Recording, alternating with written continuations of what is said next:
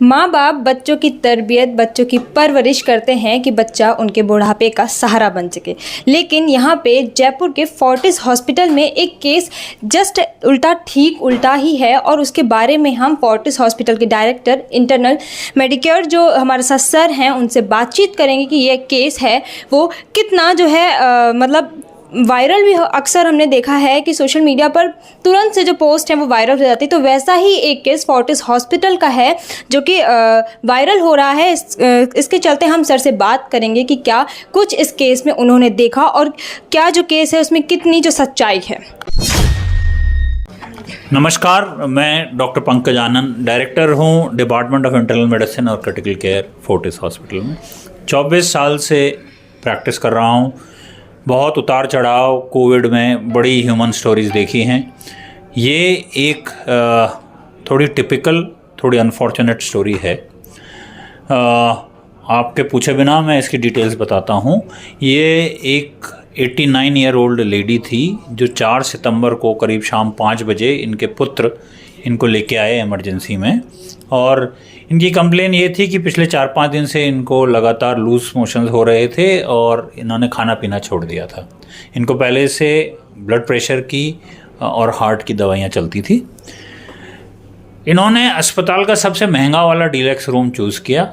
वहाँ उस समय इनके पुत्र इनके साथ रहे 2-3 दिन। वो बीच बीच में कहीं चले जाते थे लेकिन वो रहे। चौथे दिन इनकी तबीयत थोड़ी सी गड़बड़ाई। इनका यूरिन आउटपुट कम हो गया, थोड़ी गड़बड़ आने लगी, तो मैंने इनको आईसीयू में शिफ्ट किया। यानी लगभग 7 तारीख की शाम की बात है। 7 सितंबर से आज 15 अक्टूबर तक इनके किसी भी पुत्र ने इनकी सुध नहीं ली है। जहाँ तक स्रोतों से पता चला है, इनके 2 बेटे हैं जो काफ़ी सीनियर प्रोफेसर्स हैं। एक यूनिवर्सिटी ऑफ राजस्थान में हैं और एक दिल्ली में Indira Gandhi national open university में सीनियर प्रोफेसर हैं। यानी कि साधन संपन्न तो हैं। हमने प्रयास किए, पुलिस को भी इन्वॉल्व किया, कलेक्टर साहब से भी बात की। हमारे अस्पताल के 2 व्यक्ति जिनमें से मेडिकल डायरेक्टर भी हैं, इनके घर गए। जब घर गए तो उन्होंने उनके साथ बहुत अच्छा व्यवहार नहीं किया। बड़े कुछ जैसे बहकी सी बातें करने लगे।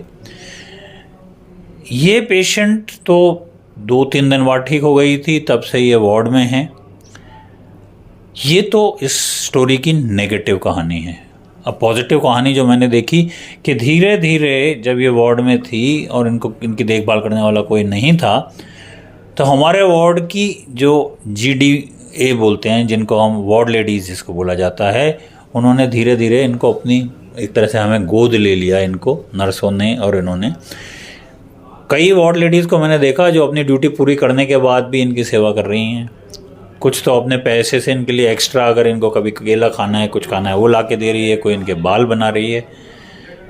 समझ नहीं आता कि इंसान के पास पैसा पद आने से वो धरती से कट क्यों जाता है। जो हमारे माता पिता या हमारे कर्तव्य होते हैं उनसे दूर क्यों हो जाता है।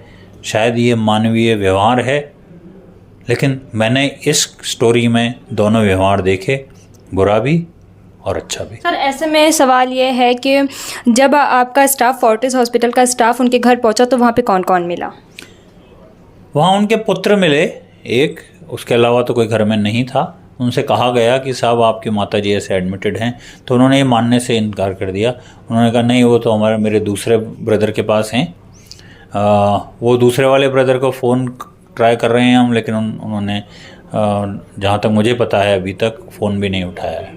सर, उन्होंने फ़ोन नहीं उठाया और बात नहीं हो पाई। लेकिन जब आपने आईसीयू में उनको एडमिट किया था, उससे पहले मतलब पैसे भी पड़ते हैं, हम लोगों को चार्जेस भी जो है वो भरने पड़ते हैं। आपने उससे पहले एक भी बार उनसे कंसल्ट करने की कोशिश नहीं करी क्या? देखिए, पहली चीज़ तो मैं पैसे से मेरा डायरेक्ट लेना देना नहीं है। मैं क्लिनिकल देखता हूँ।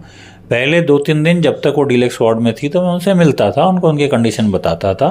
उसके बाद तो वो आए ही नहीं, तो बात कैसे करता। उसके बाद उन्होंने कोई पैसा नहीं जमा कराया, कुछ भी नहीं कराया। पिछले 40, आज 41वां दिन है, से लगातार हम सेवा कर रहे हैं, अभी तक कोई पैसे नहीं मिले हैं।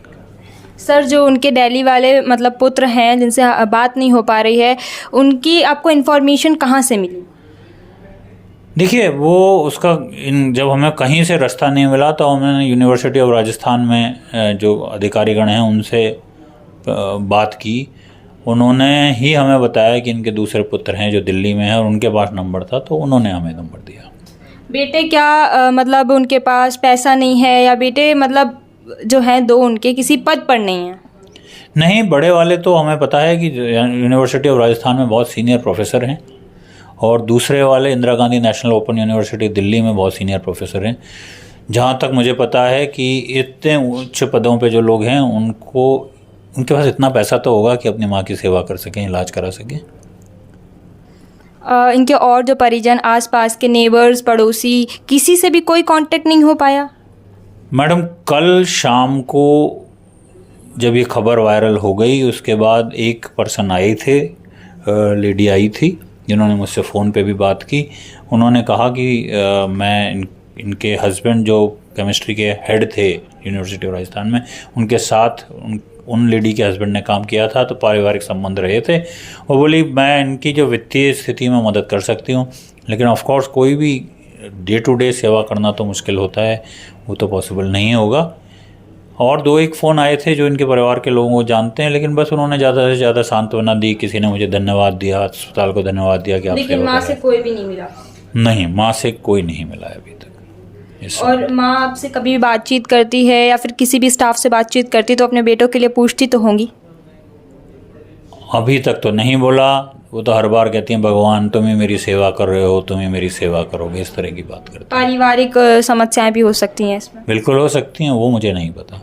लेकिन उन्होंने इस बात का कोई जिक्र नहीं किया? नहीं किया अभी तक जिक्र किसी भी प्रकार का। पुलिस की आपके हॉस्पिटल स्टाफ के साथ में और उनके लिए जो समस्या थी उनमें उन्होंने कैसे हेल्प करी?